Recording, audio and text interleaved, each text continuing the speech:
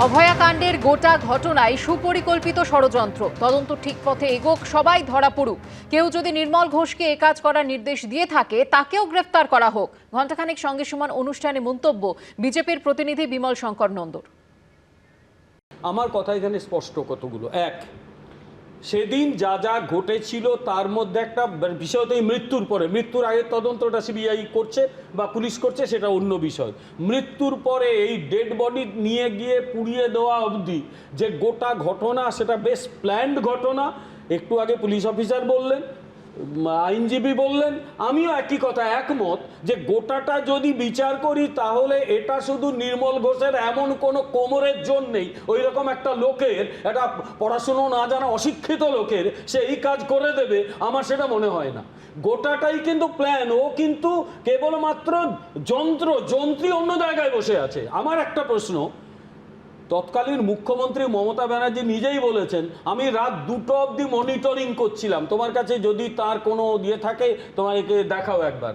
সম্ভবত মনিটরিং শব্দটা উল্লেখ করেছিলেন। উনি কেবলমাত্র পুলিশ অফিসারের সঙ্গে যোগাযোগ করেছিলেন সেটা নয়, তিনি মনিটরিং শব্দটা বলেছিলেন বলে আমার অন্তত মনে পড়ছে। ভালো করে কিসের মনিটরিং করছিলেন? সমস্ত স্বাস্থ্য দপ্তরে যে কর্তাগুলো গিয়েছিল, আমি মনে করি প্রত্যেককে তদন্তের আওতায় আনা উচিত। আপনারা কেন গিয়েছেন? আপনার তো যাওয়ার কথা না। আমি একজন ব্যক্তিগত মানুষ হিসেবে বলবো, নাগরিক হিসেবে বলবো যে তদন্ত ঠিক পথে এগোবে এবং এগোক, সব কটা ধরা পড়ুক। কেউ যদি এই নির্মল ঘোষকেও নির্দেশ দিয়ে থাকে যে তুমি এই কাজটা করে দাও, অ্যারেস্ট করা হোক তাকেও, কাউকে ছাড়াছাড়ি করার দরকার নেই। অভয়াকাণ্ডে তদন্তভার কলকাতা পুলিশের হাতে ছিল 4 দিন। পুলিশের তদন্ত প্রক্রিয়ার যাবতীয় দায়ভার যদি তৎকালীন মুখ্যমন্ত্রীর হয়ে থাকে, তাহলে 2 বছরের বেশি সময় ধরে চলা সিবিআই তদন্তের দায়ভার কেন প্রধানমন্ত্রী নেবেন না? ঘণ্টাখানেক সঙ্গে সমান অনুষ্ঠানে এসেই প্রশ্নই তুললেন কালীঘাট তৃণমূলের মুখপাত্র অনির্বাণ বন্দ্যোপাধ্যায়। ঘটনা চাপা দেওয়ার চেষ্টা এবং প্রমাণ লোপাটের চেষ্টা, যে অভিযোগ বারবার উঠছে। আমার পরের বক্তা অনির্বাণের কাছে আমার প্রশ্ন একটাই থাকবে যে আজ কি দল, মানে কালীঘাট তৃণমূল, নির্মল ঘোষের পাশে দাঁড়াচ্ছে? না, এখানে কারো পাশে দাঁড়ানো বা না দাঁড়ানোর প্রসঙ্গই নেই। কারণ দেখুন সুমনদা, গোটা এপিসোডটা বা গোটা বিগত 2 বছরের বা কিছু বেশি সময় ধরে যেটা চলেছে, তাতে যে ন্যারেটিভটা কার্যত পাবলিক স্পেসে ছড়ানো হয়েছে তাতে অসংখ্য লুপহোল আছে। সেটা নিয়ে এর আগেও আপনার অনুষ্ঠানে আমি একাধিকবার এসেছি, সেটা নিয়ে প্রচুর কথা, তর্ক বিতর্ক। ডাক্তার অনিকেত মাহাতো তিনি ছিলেন অনুষ্ঠানে, অনেক কিছু প্রশ্ন তুলেছিলাম যার উত্তর তারা দিতে পারেননি, কিন্তু তার চর্বিত চর্বণ আমি আজকের দিনে করব না। এখানে আমার একটাই প্রশ্ন বা একটাই উত্তর বলার, 4 দিন কলকাতা পুলিশের হাতে তদন্তভার ছিল। তারা ঠিক করেছিল, ভুল করেছিল, ভালো করেছিল, মন্দ করেছিল, যা করেছিল তার জন্য দায়ভার তৎকালীন মুখ্যমন্ত্রী, পুলিশ মন্ত্রী, প্রশাসনের, একদম এ নিয়ে কোনো সন্দেহ নেই। কেউ ভালো বললে ভালো, হলে ভালো, খারাপ হলে খারাপ। 2 বছরের বেশি সময় ধরে সিবিআই যেটা করেছে সেটা যদি খারাপ হয়ে থাকে, তাহলে তার দায়ভারটা একা সিবিআইয়ের কেন? সেটা কেন সিবিআই মন্ত্রী অর্থাৎ প্রধানমন্ত্রী অর্থাৎ নরেন্দ্র মোদীর নয়?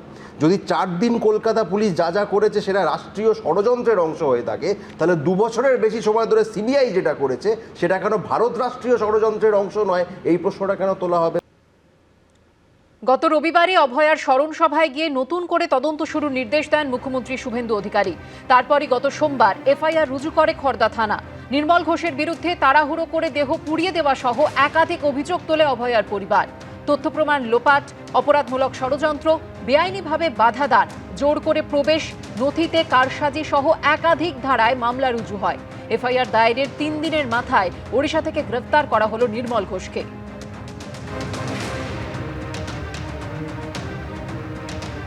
গত রবিবার কি বলেছিলেন মুখ্যমন্ত্রী শুভেন্দু অধিকারী, দেখুন। এখানে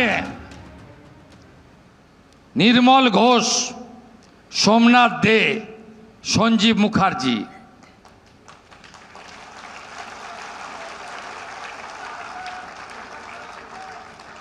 এই 3 জন এই কাণ্ড করেছেন।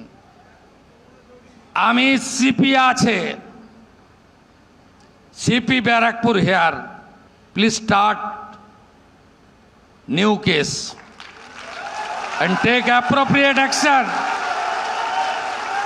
অভয়া বলিনি, অভয়া বলিনি, অভয়া বলিনি।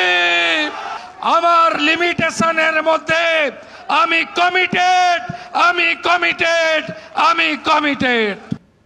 এবিপি আনন্দ, এগিয়ে থাকে, এগিয়ে রাখে।